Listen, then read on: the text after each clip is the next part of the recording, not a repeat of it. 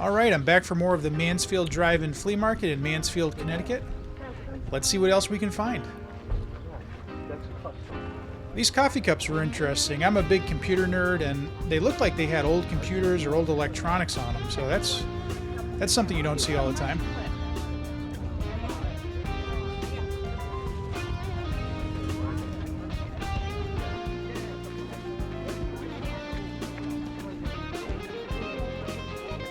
Here's the standard bucket of DVDs you'll see at almost all these flea markets.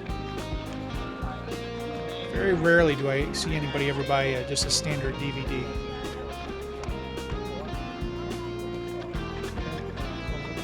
Halley's Scope. I'm guessing that would have probably been out in about 1986 when Halley's Comet came back. Does anybody here remember Halley's Comet in 1986?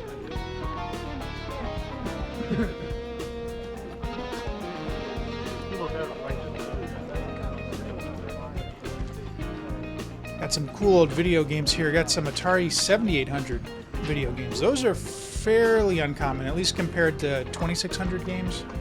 I've never actually played an Atari 7800 though.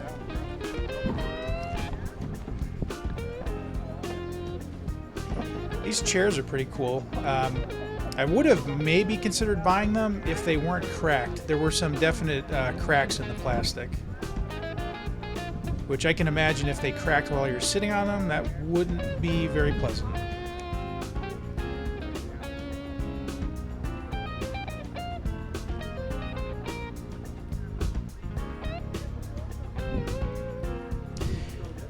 This old game here is pretty interesting, this pivot pool, just because it's got Lucille Ball there in the top right.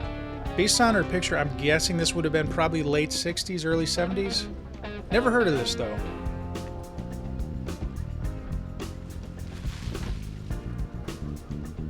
$20 isn't a bad price, especially if it's complete.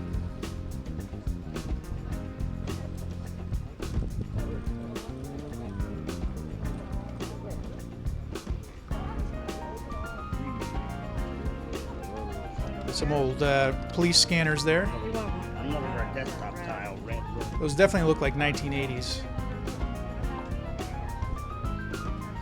I like this phone here. It looks like it's from a hotel room. You can tell because it's got that little red button on it, or a little red blinker that would go off. Probably if you had a voicemail, I'm guessing. But I'm more into rotary phones than touch tone like that. Now, this flea market also has one indoor section as well. And the indoor section, I just went through it real quickly. It kind of reminds me more of an antique mall than a flea market. And I could be totally wrong here, but the way the booths are set up, it looks like these people have these set up all year round. So it's not like the flea market outside where they're just setting up on Sunday. Because this right here, I'm sure they didn't just set this all up in one day.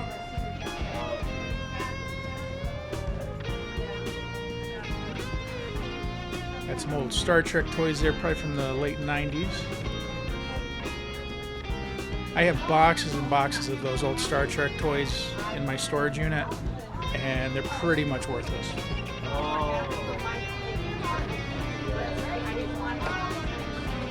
And there's a big selection here of these old clamshell VHS cases. You don't see these too often, at least in comparison to the standard slipcase versions. They seem to crack a lot though, I've noticed, so they're hard to find in good condition. Some old 8-tracks there.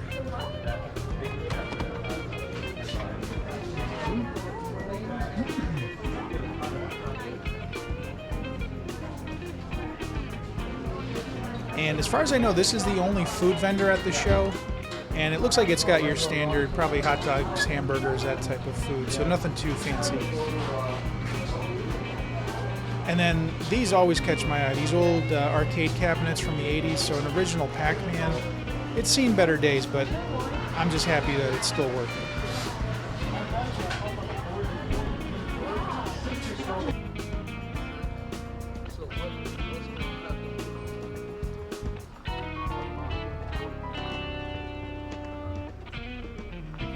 There's an interesting photo of Marilyn Monroe and James Dean.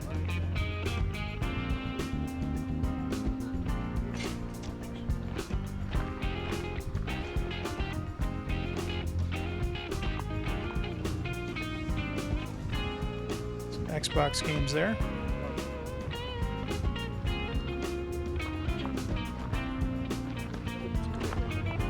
And these two bikes here are pretty cool. I'm pretty sure these are 100% custom, but I don't know what they're made out of. It looks like, you know, like a lawnmower engine, or actually that's probably bigger than a lawnmower engine, but those are pretty cool. Probably completely unsafe, but cool.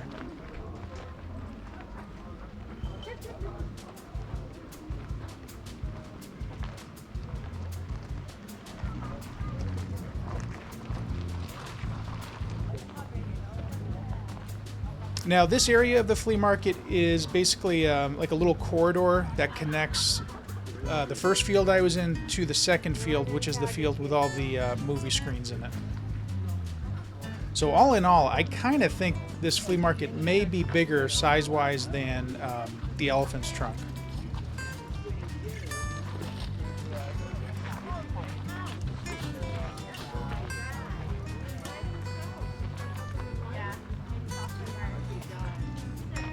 And I've said it before, but I love these ship models here. These, especially these ones that are homemade like that. They're so cool. They tend to be very expensive though, so there's not much point in asking how much they're selling them for.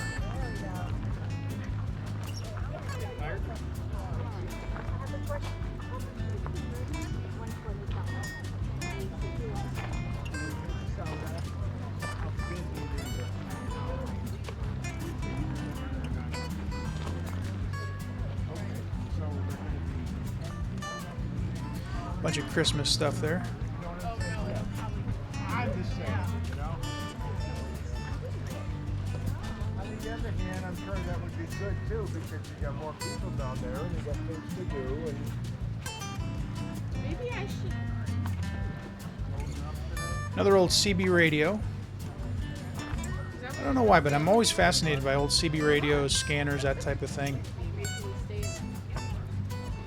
I was really into them back in the 90s before I got a cell phone, but you know, ever since I got a cell phone, there's really not much point in them. Like this old record player there, that's probably, I'm guessing, 1950s or 60s.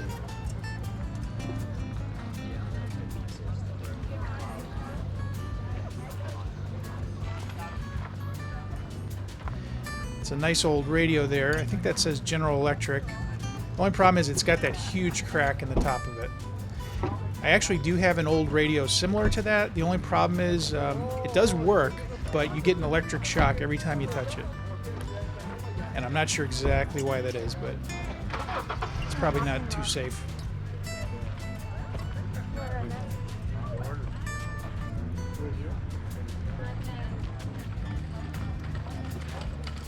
Got a nice selection of plants here, flowers, bushes.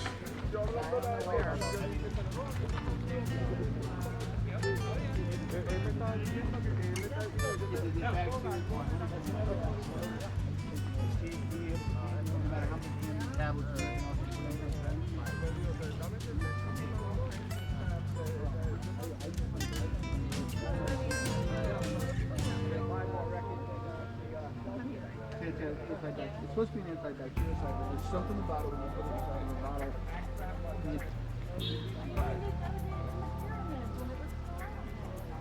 Well, that's because it's packed by itself. There he is. Come on. That's right. So I just stick it in there with this one of them.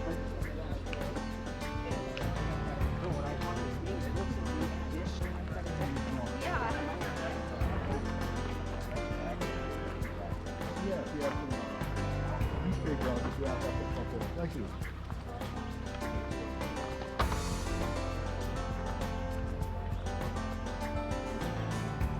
I always love looking at these spreads here where they just dump everything on the ground and you pretty much just have to search for the hidden treasure. It's even better when they say like everything on this blanket's $5, so you know exactly what they're asking. Yeah.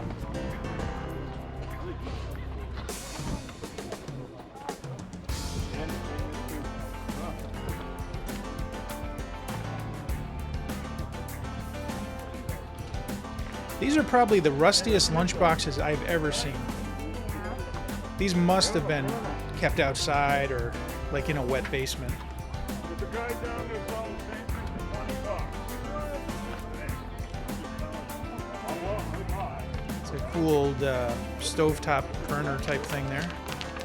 And this era of Tonka trucks, I love it. It's like, 60s or 70s? Just so much cooler than the modern stuff.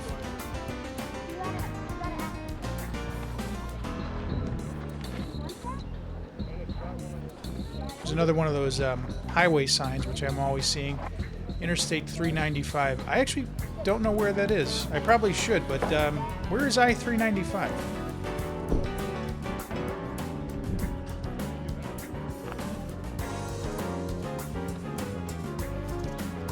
And I just noticed that Waldbaum's toy truck back there.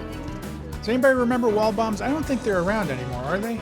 But they were a pretty big grocery store at one point in this area.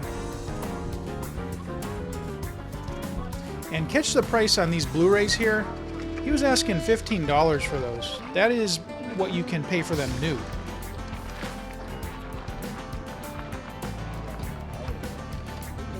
Nice GameCube there. Nintendo 64, Xbox. I think that's an Xbox One. This guy, I think this guy is a professional dealer. I'm pretty sure. This isn't just some guy, that was clearing out his basement or something.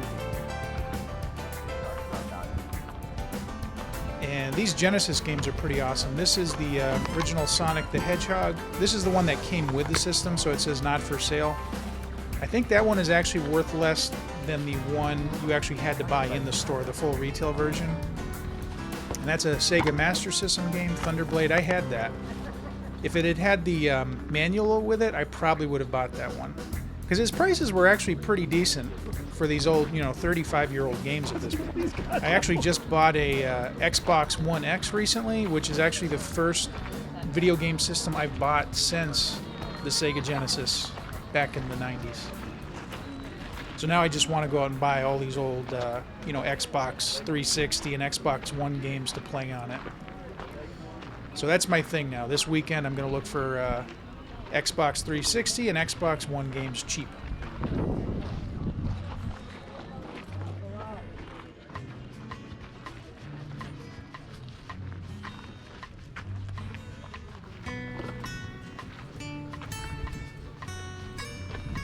Want some adult diapers? That's what I usually go to a flea market for, adult diapers and other sanitary products.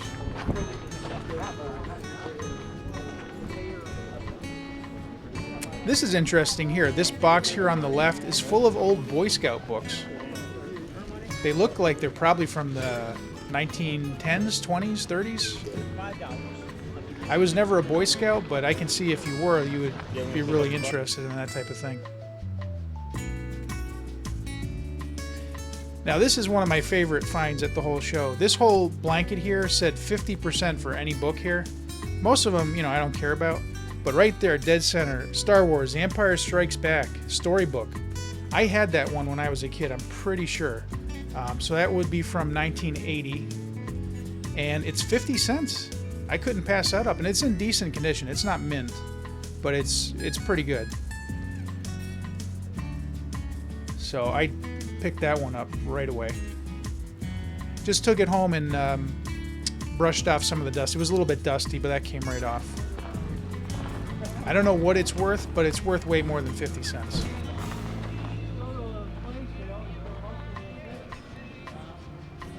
And this here also interested me. This box of books. This is all Mark Twain books. And according to the copyright page, it said 1917. And I was thinking, oh, these must be really valuable. I ended up looking them up online, and these books from this series actually only go for about $6 to $10 max per book, which is less than you would pay for a brand new book. So I just don't know enough about books to know what makes them valuable. I would normally think, oh, it's from 1917, it must be worth something. But no, they're only worth about, $6 to $10 each. And it looks like, I think I read there were 24 in the set, and I think this is the entire set.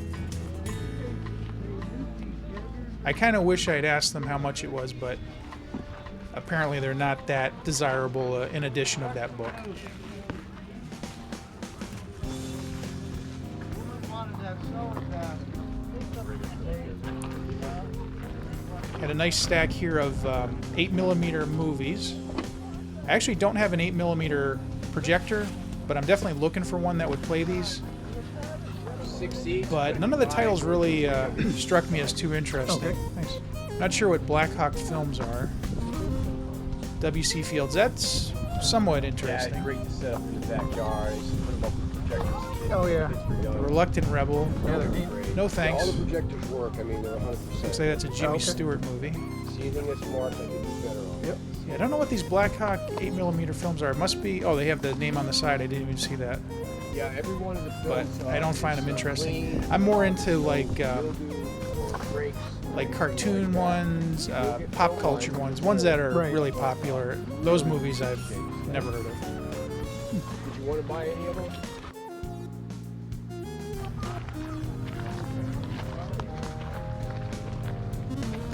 I'm usually not into really modern stuff here, but this guy had these Ghostbusters Hallmark ornaments here. They're all the same. They're all the Bill Murray character from 2019. The sticker on them says I think they were $20 each originally. And he had them for less, and they were in decent condition, so I did pick up one.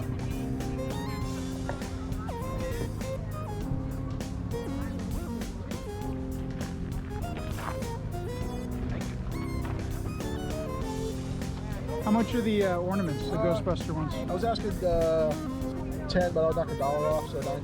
$9? And here's another case of, regret that I didn't pick these up. So these VHS tapes are all $3 each. But this Return of the Jedi VHS apparently goes for quite a bit online. The old Star Wars movies like Indiana Jones, that type of movie from the early to mid 80s, tend to go for a decent amount of money. And it was definitely worth at least $3. And this Alien Resurrection, I should have picked that up too. It usually happens whenever I go over my video here. I see stuff that I really should have bought that I didn't.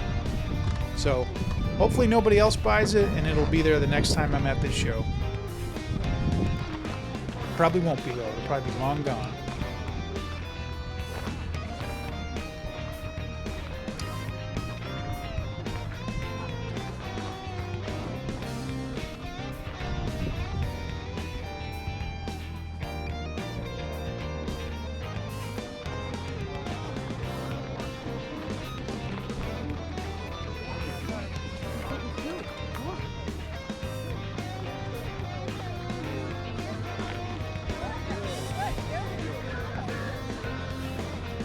Here's an old payphone. I have one like this at home, except I don't have the key for it, so I can't open it, and I need to open it to disassemble it to fix all the rust in it. And this telephone here is pretty cool. This has to be from the mid-'80s. It reminds me of like a cigarette boat, they would call them, like the ones you'd see on the Miami Vice TV show. I've never seen a phone, though, that looked like one.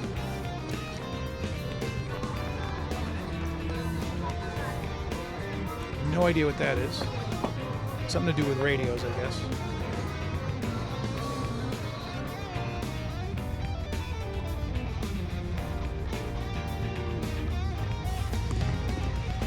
I love finding boxes that are closed and then, opening them to find out what's inside. This one I never would have guessed is full of 45 RPM records. Not interested in that, so I moved on, but Yeah. I always need to know what's in the box. Much like Brad Pitt needed to know what's in the box. I do as well.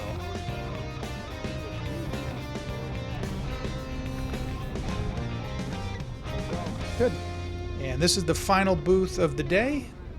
This guy had a bunch of great old toys here. That Transformers Bumblebee, I'm 99% sure I had that exact toy back in the early 80s. Was it 83, 84? And those muscle men there, I used to have tons of those. Yeah. Yep. Yeah, just like looking at flea markets, stuff like that.